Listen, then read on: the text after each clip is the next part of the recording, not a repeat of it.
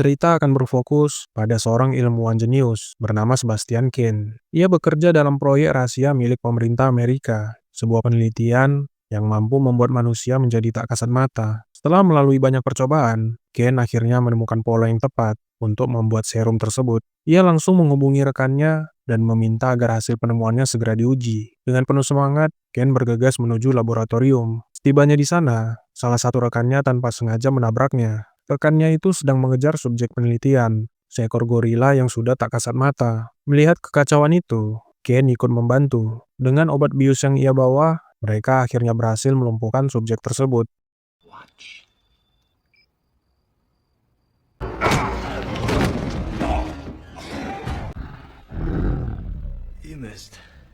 Setelah kondisi aman, mereka mulai menguji serum yang baru dibuat pada subjek penelitian. Ken menyuntikkan serum dengan hati-hati, dan perlahan struktur tubuh gorila itu mulai muncul kembali. Namun tiba-tiba, gorila itu menunjukkan reaksi negatif. Tim panik dan segera menyiapkan alat bantuan. Beberapa detik terasa menegangkan, tetapi akhirnya kondisi subjek penelitian stabil, dan wujud fisik gorila itu kembali terlihat dengan jelas. He's going into cardiac arrest. Defib! Welcome back, Isabel. Karena penelitian mereka dianggap berhasil, mereka merayakannya dengan makan malam bersama. Di tengah suasana itu, Ken terlihat galau. Rekannya bernama Linda segera menghampiri. Ken bercerita kalau ia khawatir penemuannya itu memiliki efek samping yang belum mereka ketahui. Saat pertemuan dengan pihak pemerintah, Ken berbohong dan menyampaikan bahwa penelitiannya belum berhasil. Rekan-rekannya yang hadir terlihat bingung dan mempertanyakan alasannya. Ken berkata kalau ia ingin menguji serum tersebut pada tubuhnya sendiri terlebih dulu. Perdebatan kecil terjadi dalam tim. Beberapa menolak karena merasa serum itu belum siap digunakan. Tapi Ken tetap bersikeras bahwa semuanya akan berjalan baik. Have you solved the problem? I haven't.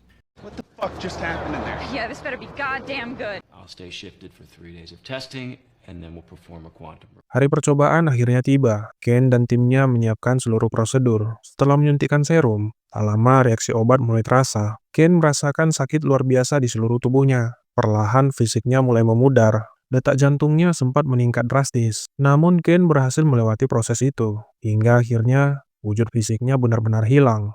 Male, age 38, weight 166 pounds. You're the first. Saat Ken terbangun, ia merasa silau dengan cahaya di ruangan dan meminta agar benda itu dijauhkan. Dengan kondisi barunya, Ken sempat mengerjai rekan-rekannya yang tidak bisa melihat keberadaannya. Ken kini harus tinggal di ruang isolasi, dilengkapi kamera dan pemantau suhu tubuh, sesuai prosedur penelitian. Pada malam hari, ia diam-diam keluar dan mendatangi salah satu rekannya yang sedang berjaga, lalu sengaja mengganggu tidurnya. Para ilmuwan mulai merasa khawatir dengan kondisi Ken yang sudah tak kasat mata. Mereka takut kalau Ken melakukan sesuatu yang mengganggu privasi mereka. Tanpa mereka ketahui, seluruh percakapan itu didengar oleh Ken, karena ia juga berada di ruangan itu. The lights! Turn off the goddamn lights!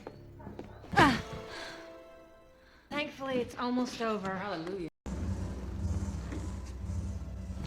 Saat tim merasa waktunya sudah tepat, Ken kembali menjalani prosedur penelitian. Mereka mencoba mengembalikan wujud fisiknya setelah serum disuntikkan. Ia mendadak kesulitan bernafas. Ken memberontak dan berhasil melepaskan ikatan di tangannya. Tubuhnya sempat terlihat mulai normal, tapi percobaan itu gagal. Ia jatuh tak sadarkan diri. Rekannya segera memberi pertolongan untuk memastikan keselamatannya. Mengetahui usaha mereka belum berhasil, Ken kemudian meminta dibuatkan kostum khusus agar ia bisa dikenali. Tubuhnya kini merasakan efek samping akibat berbagai obat yang ia terima, dan menjadi marah karena merasa timnya tidak cukup serius membantu keberhasilan penelitian itu. Occurred at 0928. Radiation testing your needles! Ken mulai merasa bosan berada di ruang isolasi. Ia memutuskan untuk keluar meskipun salah satu rekannya sudah mencoba mencegah karena akan melanggar aturan penelitian. Setibanya di apartemen, ia melihat seorang gadis di gedung seberang. Pikiran buruk pun muncul. Ken melepas kostumnya, lalu mendatangi ruangan wanita itu. Ia membunyikan bel untuk memancing korban keluar, dan begitu berada di dalam, Ken langsung melakukan aksinya. Tak lama Linda datang ke apartemennya. Ia terkejut melihat kostum Ken tergeletak di sana, dan segera mengabarkan hal itu kepada rekan-rekan lainnya. Saat Ken kembali ke laboratorium, para rekannya memperingatkan agar ia tetap berada di sana, demi keamanan dirinya dan orang lain. Namun ketika sedang santai, Ken justru mendapatkan ide buruk. Ia mensabotase kamera pengawas agar bisa keluar tanpa ketahuan. Ken lalu pergi ke apartemen Linda, dan melihat bahwa Linda memiliki hubungan dengan salah satu rekan mereka. Perasaan cemburu membuatnya marah, dan ia melempar benda ke arah jendela. Linda yang kaget segera memastikan keberadaan Ken di laboratorium. Ia menelpon salah satu rekan yang berjaga, namun tanpa mereka sadari, kamera pengawas itu sudah tidak berfungsi. Sebastian, in public. Why did you have to go out in public? I don't see anything. Yes, I'm sure I'm staring at him. Ken kini mulai kehilangan kendali atas amarahnya. Ia melampiaskan emosinya dengan menyerang salah satu hewan penelitian di laboratorium. Sementara itu, Linda yang bekerja di rumah merasakan ada seseorang yang mengawasinya. Karena merasa takut, ia segera pergi ke lab untuk memastikan apakah Ken masih berada di sana. Disitulah ia menemukan bahwa Ken telah memanipulasi kamera pengawas. Melihat situasi tidak kondusif, Linda memutuskan memberitahu pihak pemerintah tentang kejadian tersebut. Namun Ken yang memata-matai mereka tidak ingin proyeknya digagalkan. Ia menyingkirkan salah satu petinggi pemerintah di sebuah kolam renang dan membuatnya tampak seperti kecelakaan murni. Wrong doesn't even begin. Hi, boss.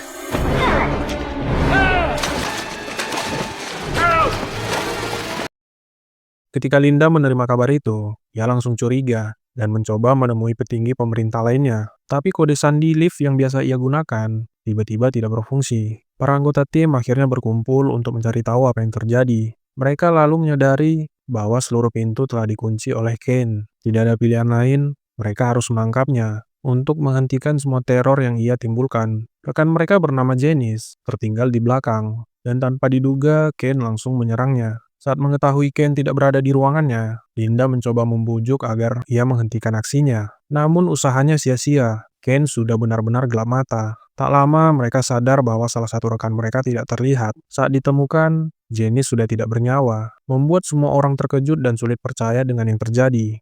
Sebastian! Sebastian. Goodbye, Linda. Sebastian! Mereka pun menyusun rencana untuk menjebak Ken. Linda melacak pergerakannya melalui monitor, sementara rekan lain mengejarnya sambil membawa obat bius. Namun menangkap Ken bukan hal mudah, karena wujudnya yang transparan. Tanpa mereka duga, Ken menyerang Carter dari belakang, dan menyebabkan ia mengalami luka serius. Melihat itu, Matt berusaha kabur, tapi Ken menggagalkan pelariannya. Dengan penuh emosi, ia menyerang Matt tanpa ampun. Beruntung Linda tiba tepat waktu dan berhasil menyelamatkannya. Salah satu wanita bernama Sarah berusaha menolong Carter yang terluka. Ia bergegas mengambil obat dan peralatan yang bisa digunakan. Namun sebelum bisa kembali, diam-diam Ken mengikutinya dan menjebaknya di ruangan itu. Sarah mencoba berpikir cepat. Ia menumpahkan cairan merah ke seluruh lantai, berharap jejak kaki Ken dapat terlihat saat bergerak. Namun dugaannya salah. Dari arah belakang, Ken langsung mendorongnya hingga terjatuh. Sarah sempat mencoba melawan, namun gagal. Serangan fatal itu membuatnya berakhir di sana. Linda dan yang lainnya terus melanjutkan pencarian. Mereka bergerak dengan hati-hati, berharap bisa menemukan Ken. Di ruangan itu, mereka menemukan Sarah sudah tidak bernyawa.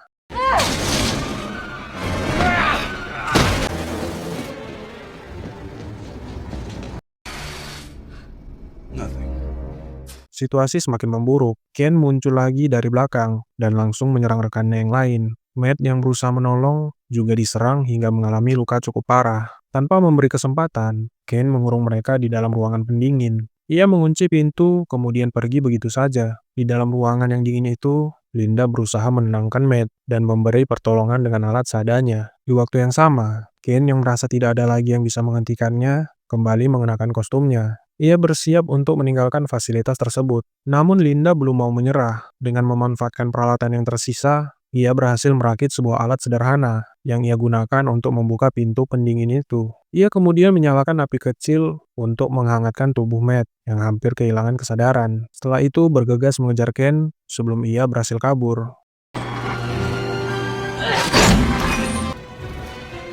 I'll be back with help. Saat hampir mencapai pintu keluar, Linda muncul dengan membawa sebuah alat dan mengagalkan upaya pelariannya. Ken berlari dan berusaha menghindar, Linda segera menyalakan sistem pemadam api agar dapat mengenali gerakan Ken dari percikan air.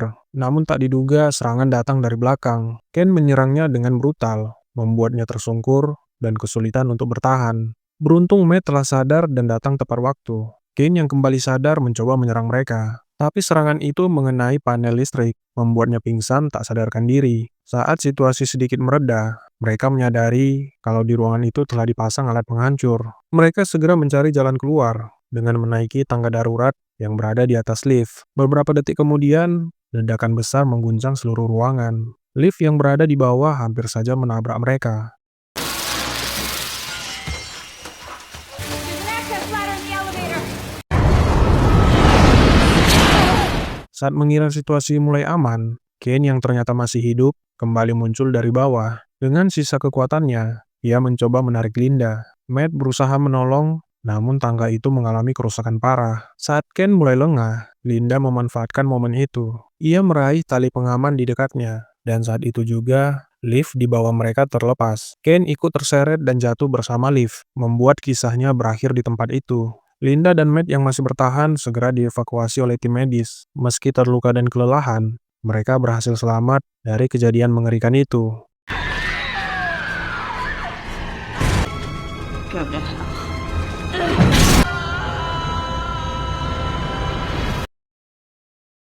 Terima kasih sudah menonton video ini. Kalau kamu suka alur ceritanya, jangan lupa tekan like, subscribe, dan aktifkan loncengnya, biar kamu nggak ketinggalan cerita seru berikutnya.